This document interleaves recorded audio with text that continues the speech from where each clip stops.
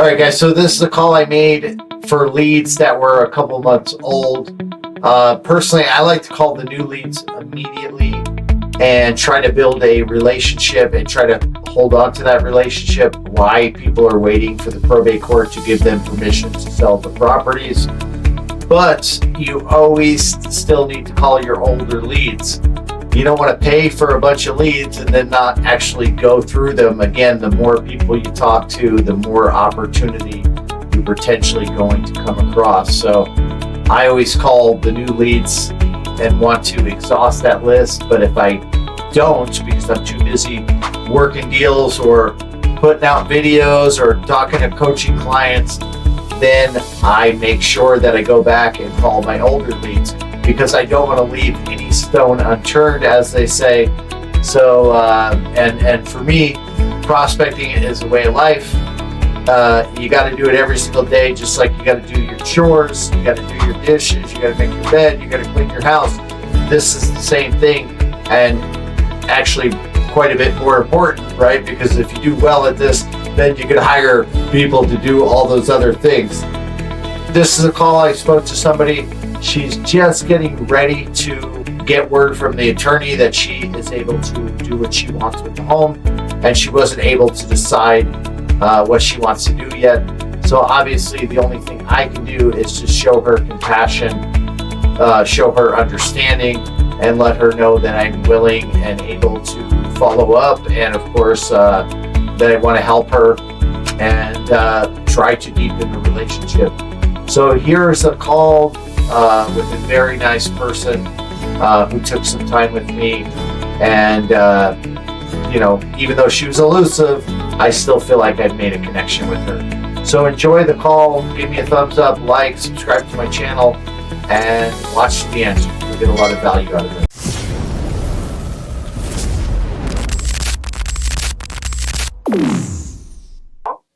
Yeah, hi. Is this Devora? I'm sorry. Yeah, this is she. Yeah. Oh, hi, Devora. Yeah, my name is Ken Blumberg, and the reason I was reaching out to you tonight, Devora, is I'm kind of playing detective tonight. So thank you for playing along and taking a couple minutes with me. But Devora, my understanding is that maybe you had inherited a home, or you're going through the process of inheriting a home on and it might be your home as well. But do I have that right? Yes, you have it. I've been getting a good number of calls from people saying, as you asking me for the same thing. I'm just waiting for my lawyer to send me the letter from the court. The court was on January 31st, and I'm still waiting for him to tell me what's next. Oh, I see. Gotcha. Yeah. Hey, thank you, Devora, for sharing that with me. That's very. You're welcome. Yeah, that's very nice of you. Yeah, I know, I'm calling you out of the blue, and I know you're probably getting a bunch of other calls, so thank you for being so kind. So first and foremost, I want to acknowledge I'm not the only person calling her, right? We know there's many other people contesting these probate deals.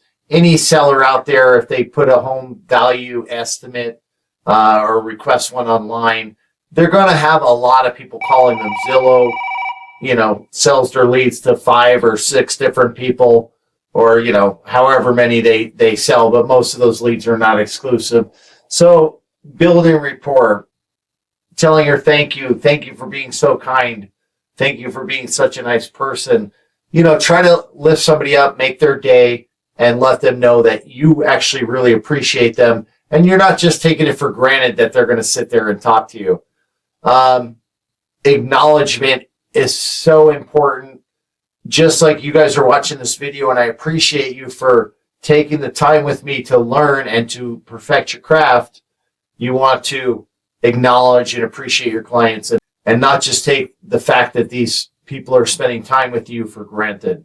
Yeah. Hey, yeah. First and foremost, too, also, I wanted to say, I assume that maybe you had lost somebody. So my condolences to you and your family. Are you doing okay, Deborah?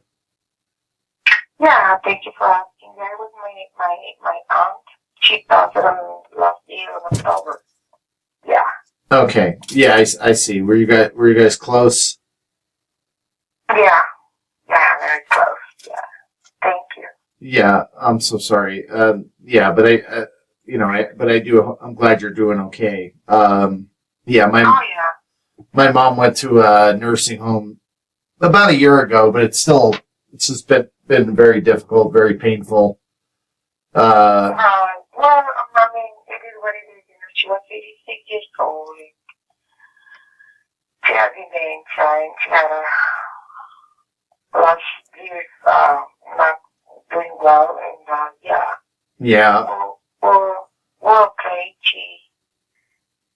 She's in a better place now. That's why we'll feel we did good. We did the right thing, and yeah, we're okay. yeah, absolutely. I mean, that my mom's the same. It has dementia and yeah. I mean, and you almost it's sad to say, but for her, I almost wish she would pass because I feel like she would suffer less. But then I feel really guilty even having that thought. So it's it's just I guess it's something we all go through, but it's very Yeah, I have it. Yeah, I know what you mean. yeah. I mean, you have these thoughts, but you're like, am I a monster? Am I a terrible person? Yeah. No. Yeah, but thank you. We did the right thing. We did the right thing, and I'm sure you did too. But it is what it is. Yeah. That's so that's life. I guess when you have people you care about, sometimes you lose those people, and it's just something that you have to go through. Yeah. Exactly. Yeah. So again, I'm glad you're doing okay, and thank you for sharing with me. Yeah. No, thank you for asking. Yeah, absolutely. I think probably a lot of people don't ask, and I think that's kind of, inconsiderate. I guess maybe they just don't want to talk about it, and I understand that, I guess. But if somebody's hurting, I think it should, we should care enough to ask. Yeah. Yeah, I'm okay. Yeah, I'm okay talking about this. Thank you for your concern and you for asking. Yeah. Thank you so much. Yeah, of course, Deborah. But okay. But hey, thank you again. You were telling me about that your attorney. You're waiting to get back with your attorney. And that's good. I'm glad you have somebody that's sounds like they're being helpful and communicating. So that's really nice to hear. But what I do is I help people with all things real estate related, Deborah. As far as helping them clean out the property or getting a cash advance if they're struggling to make their payments while they're waiting for the probate court, because I know it can take a long time. And then I help people sell the cars out off the property or get rid of furniture, either sell it or just remove it. And then all the way down the line to helping them sell the property or getting them a cash offer, depending on, what they're trying to accomplish and depending on the condition of the property. Have you? Right. Oh, okay. Have you thought about what you're going to do with this property? Deborah? Are you going to live there, or are you going to rent it or get it sold? Well, like I told you, I'm still waiting for him to reach me back to see what's the next step. I'm not sure what we should do. He'll let me know what's the next step and what should I do. And I'm still waiting on him to reach to me this week, I think. Oh, the attorney. Yeah. Okay, but normally, I mean, they're gonna probably tell you, hey, if you want to go ahead and rent the property or get it sold or move into it, you're okay to do that, because of the court, because obviously they got to settle the probate. because it sounds like your aunt's passed with no will.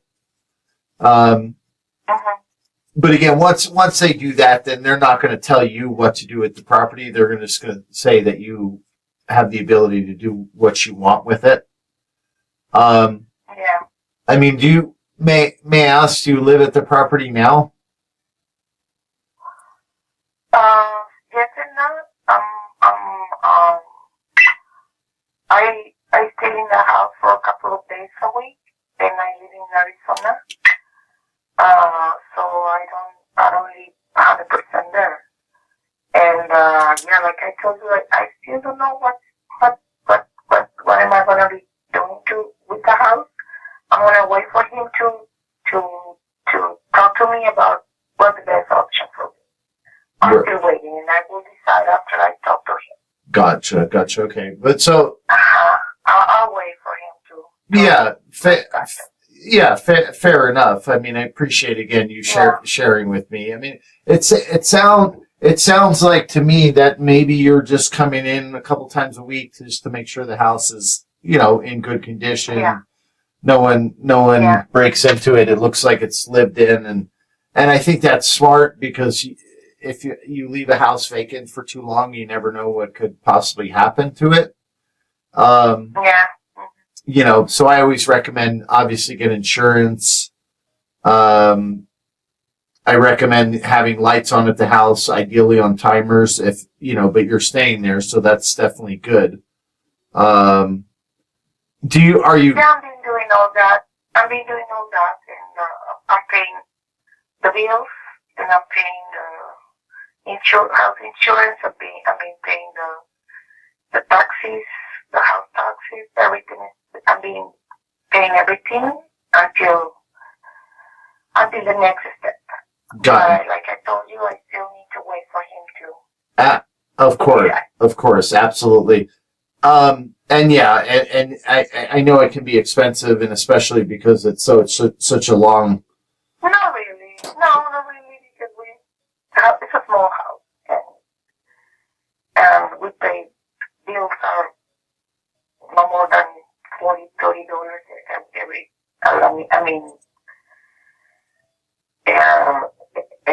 Each bill, and not really. I'm okay. I can afford that. Yeah. Okay, good. Well, that's good. So I need to wait for him to know what the next step. Until I talk to him, I will decide. Right. Okay. After I talk to him and know what's the next step and what's the court said about the house and everything. I can decide what to do. Absolutely. It sounds like you're still, grieving and it's hard to think it, fully through when you're kind of still grieving and still, and waiting. Do you enjoy coming to Las Vegas? I mean, is that something that you potentially might see yourself? Because I work here. I work part-time in Vegas, and my days off, I go back to my house 2 hours away from Vegas, my husband and me. And when we're working in Vegas, I stay in the house. And my son sleeps beside me. Close to the house. Okay. My aunt's house. The house. He makes sure about the house don't look empty. And all right, guys. So as you can tell, as I'm staying on the phone with her, I'm getting more information out of her. I'm spending time. I'm making her, or I'm allowing her to get into the conversation and share more information with me. So now I found out that she works in Las Vegas. So if she was to keep the home, there would be a reason for her to do so. She could come back and forth and stay at the home while she's working. She also told me that her son lives very close to the house, so that would be another incentive possibly for her to keep the house so she could spend more time with her son, or maybe let him use it when he wanted to, but this is a information gathering. This is an information gathering process. and I want to put together all the pieces in my mind and find out, is this going to be a high probability seller or not? Right now, I would say it's not really. I would probably classify her as a 5. Sounds like maybe she's going to keep the house or she's going to keep it a while longer. Of course, I will follow up on this lead. But again, if you want predictable income, if you want predictable number of transactions, then you probably want to have at least 2 to 4 really solid leads where you're only getting green lights and you're only getting positive feedback of why they're actually going to sell, or they just tell you straight out, we're definitely selling 100%. Then you have a bankable pipeline of business that you can expect. Leads like this are still worth following up on, but it's obvious that they become lower probability as you get more information and as they tell you more reasons why they might actually want to keep the house long term rather than sell it. So again, it's all about detective work. It's all about getting to the bottom of what is this person actually going to do and what is their motivation. We'll be doing a lot of cleaning and empty the house and getting rid of the things, the furniture and my aunt's belongings and everything. So we'll be having time to do all that kind of work. Right. So we'll get ready about getting the house clean and empty. Right. Yeah. So. Right, and hopefully, obviously, taking anything that has sentimental value. Some things that you can. I'm keeping those. Right. Things that you can remember your aunt by. Yeah. All right. Well, that's nice. I mean, it's nice. Yeah, you always want to, keep some things that will remind you of her, and so you can have some fond memories. Yeah. Right. Okay. So it sounds like maybe you might actually keep the house, which I guess either way, I guess once you've thought about it a little bit more, you'll probably come to a conclusion if it's a good idea to keep the house or if to eventually sell it. Do you, Devora, would it be helpful if I sent you some comparable sales so you can kind of see what other homes in the community are selling for? Other homes that are, approximately the same square. Well, I prefer to wait until like I told you, until I talk to my lawyer. Right. Okay. To wait or to give me a call next week maybe, so I can tell you something else. But until right now, I still don't know. Absolutely. I'm sure you and your husband Okay. You and your husband and maybe your son want to make that, decision together. Yeah, perfect. I just wanted to see if I could do anything to help you, now. Thank you very much. Yeah, my pleasure, Deborah. Is it all? You know what I'll do if it's okay? I'll just send you my a picture of me and my Zillow reviews. Okay, sounds good. Yeah. Yeah, just so you can see, how long I've been in the business and how I could potentially help you if you do decide to do something with the house. Obviously, if you want to keep it, then that's, then that. Perfect. Yeah, you can do that. Yeah. Thank you very much. Yeah.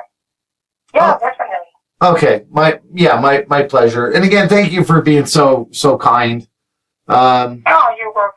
Yeah, it's just, I do this and sometimes it's tough to call people and introduce myself and because I do try to do good in the world and help people and work hard and, but some people are, I think they're grieving so that sometimes they're not as nice as I suspect they would be otherwise. And, but it's people like you that, I'm just like, oh, thank God there's beautiful, kind people out there that are, super nice. And it just really, means the world to me that when I can connect with somebody like yourself. No, Oh, thank you so much. Yeah, thank you. And yeah, thank you for reaching to me. And yeah, you can give me a call next week if you like. All right. So, Okay. hey, thank you. Yeah, I'll go ahead and text Thank you. you, and then I'll reach out to you next week, Okay. Deborah. Sounds good. Thank you very much. All right, my pleasure. All right, thank you. Have a good night. Bye-bye. All right, bye-bye. Thank you. Bye. All right, guys, so that's a wrap. That's another great conversation where we got to the bottom of the potential client's motivation, and we opened up the door where they like us, they're willing to have us follow up, and we still have the possibility of getting a sale. As I said, through the detective work that I did, I don't put a high probability on her selling the property, but it is still a potential opportunity. But if you do want to have consistent, reliable business, then you have to find and stack those high probability sellers and have enough of them where you can actually have predictable business, guys. I do these videos to inspire you, so hopefully you're taking massive action and you're getting on the phone, you're calling people, you're finding your own opportunities. And also, I'd love to partner with you if you need a little helping hand to get into action. You know you can do it, but you just need a little help. That's what I'm here for. So go ahead and book a Zoom call with me. Send me a text, give me a call. Then we can schedule a 15-minute Zoom appointment to see if we're a good fit to work with one another, to see if I'm the right person to help you to take your business to the next level. I know I am.